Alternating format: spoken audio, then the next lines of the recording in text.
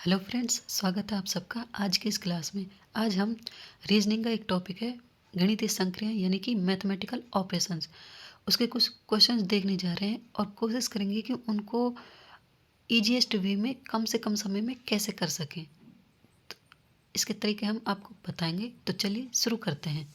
आज का हमारा पहला सवाल है। इसके कुछ क्वेश्चन तो हमने पिछली क्लास में देख लिए थे, आज आगे कंटिन्यू करते हैं। देखिए, आज का हमारा पहला क्वेश्चन, दिए गए समीकरण को संतुलित करने के लिए किन दो संख्याओं को आपस में बदलने की आवश्यकता होगी। यानी कि ये जो समीकरण दिया हुआ है, इसमें हम किन दो संख्याओं को आपस में बदल दें कि हमें बराबर में 20 मिल जाए। अब देखो, अब हम इसको कैसे छोटे से छोटे तरीके में कर सकते हैं।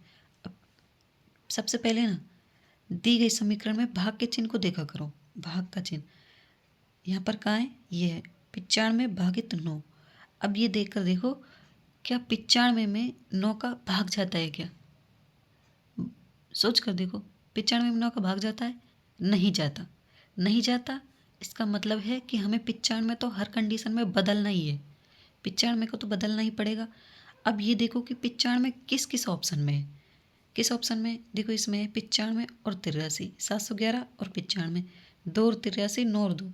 इन दोनों में नहीं है, यानी कि ये तो हो ही नहीं सकते, नहीं हो सकते। अब बचे ये दो, 95 और 83, 711 और 95। अब देखो, मान लो हम 95 की जगह 83 रख दें। 95 की जगह 83 रख दें, मान लो फिर ये हो जाएगा 83/9। अब देखो, क्या 83 में 9 का भाग जाता है क्या? नहीं जाता ना, तो ये भी नहीं हो सकता, यानी कि ये भी नहीं हो सकता। अब बचा ये। अब ज़्यादा आगे बढ़ने की जरूरत ही कहाँ? 3 ऑप्शन कट गए, बचा चौथा ऑप्शन, यानी कि यही हमारा आंसर है। ज़्यादा मेहनत करने की जरूरत नहीं है। यकीन ना हो तो आप एक बार 95 की जगह 711 रख कर देख लेना और समीकरण को सॉल्व कर लेना, आंसर आ जाएगा। ठीक है, अगला क्वेश्चन देखते हैं।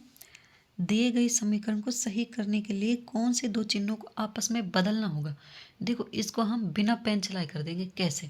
देखो, पहला ऑप्शन, भाग और प्लस को बदल दो। जैसे कि यहाँ भाग है, यहाँ प्लस है। अब मान लो इस प्लस की जगह भाग कर दो, तो क्या हो जाएगा? 52/64। अब देखो, क्या 52 में 64 का भाग जाता है क्या? नहीं जाता ना। पॉइंटों में आता है, वो मान्य नहीं होता। हमें बराबर में 20 यानी कि पूर्णांक चाहिए, तो यानी ऑप्शन ए नहीं होगा। अगला देखो, इसको चेक कर लेते हैं। जैसे प्लस और गुणा, मान लो यहाँ प्लस की जगह गुणा कर दें और यहाँ गुणा की जगह प्लस कर दें। अब इसको देखो, जैसे यहाँ 52, अब अभी तो प्लस में 64 है, 52 + 64। अब इसको 52 × 64 कर दे, यानी कि प्लस की जगह गुणा कर दें, तो 52 × 64 कितना हो जाएगा? बहुत ज़्यादा। और बराबर में हमें तो 20 ही चाहिए, यानी कि ये नहीं हो सकता, बहुत बड़ा माना जाएगा। तो वो कैसे? हमको तो 20 ही चाहिए ना, यानी कि ये नहीं हो सकता। इसको देखते हैं, ऑप्शन बी को देखते हैं, माइनस और भाग। अब देखो, यहाँ पर है माइनस और यहाँ पर है भाग। अब जैसे जैसे इस भाग की जगह माइनस हम कर दें, तो क्या होगा? माइनस का 36 × 6, ये होता है 216। कित कौन सा? माइनस का 216।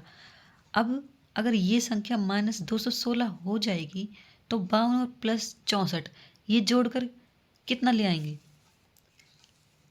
ये चाहे कितना भी ले आए, लेकिन -216 से ज़्यादा तो नहीं ला पाएंगे, यानी कि माइनस में आ जाएगी फिर हमारी संख्या, और हमें तो प्लस में 20 चाहिए, यानी कि ये भी नहीं होगा। अब बच रहा है हमारा ऑप्शन सी, यानी कि गुणा को भाग से। इसको करने की ज़रूरत नहीं है, जब हम 3 ऑलरेडी डिलीट कर चुके हैं तो तीसरे को हम क्यों करें? यानी कि ये हमारा आंसर होगा। और चाहो तो करके भी देख सकते हो, आंसर में फिर 20 ही आएगा अगर गुणा को भाग और भाग को गुणा से चेंज कर दे तो। अगला क्वेश्चन, यदि प्लस तथा माइनस को परस्पर बदल दिया जाए तो निम्नलिखित समीकरण का मान क्या होगा। ये तो बड़ा ईजी है। जैसे 72, माइनस की जगह प्लस करना है, प्लस 91 और भागित 13 तो हो गई, गुणा में 12 और प्लस की जगह माइनस करना है, यानी कि -6 बराबर में। अब देखो 13 7 91 और 72 प्लस 12 7 84 -6 बराबर 150, यानी कि ऑप्शन बी। ये आज का हमारा लास्ट क्वेश्चन है। देखते हैं इसको। किन दो चिन्हों को आपस में परस्पर बदलने पर समीकरण सही हो जाएगा। अब देखो 19 गुणा 3 माइनस 6 गुणा 4 प्लस 4 बराबर 77। अब बराबर में है 77। सोच कर देखो थोड़ा, 19 गुणा 3, ये संख्या तो पहले से ही छोटी छोटी है। 19 गुणा 3 करेंगे तो 57। अब मान लो हम इस गुणा के चिन्ह को बदल दें, माइनस कर दे या प्लस कर दे या भाग कर दे। भाग तो हो गई नहीं, क्योंकि 19 में 3 का भाग तो जाता ही नहीं है। प्लस या माइनस कर दे तो इनको परस्पर बदल कर हम क्या ले आएंगे, मतलब इनको चाहे 6 चौका 24 और भी माइनस में तो हम कैसे ले आएंगे भाई 77 अगर हमें लाना है तो इस गुणा के निशान को तो हम बदल ही नहीं सकते, गुणा नहीं बदलना है। यानी कि 19 थी, 57 में कुछ ऐड करना है हमें, तभी 77 तक बात पहुंचेगी। तो गुणा को नहीं बदलना कैसे भी करके। अब गुणा, ये देखो कि गुणा किस किस ऑप्शन में, उसको नहीं छेड़ना है। जैसे कि प्लस तथा गुणा, यानी गुणा को तो हमें छेड़ना ही नहीं है। बराबर और गुणा, इसको भी नहीं छेड़ना है। प्लस तथा माइनस, हाँ इसमें कुछ कर सकते हैं हम। अगला है माइनस तथा गुणा। देखो कितना आसान सवाल है, देखो कितना इजी क्वेश्चन है। गुणा को बदलना नहीं है, 3 ऑप्शन में तो गुणा है ही। ये बचा सी, यानी यही हमारा आंसर होगा। तो चलिए फ्रेंड्स, आज के लिए बस इतना ही। मिलते हैं आपसे अब अगली क्लास में। तब तक के लिए ध्यान रखिएगा और अपने दोस्तों के साथ शेयर और चैनल को सब्सक्राइब करना ना भूलें। धन्यवाद।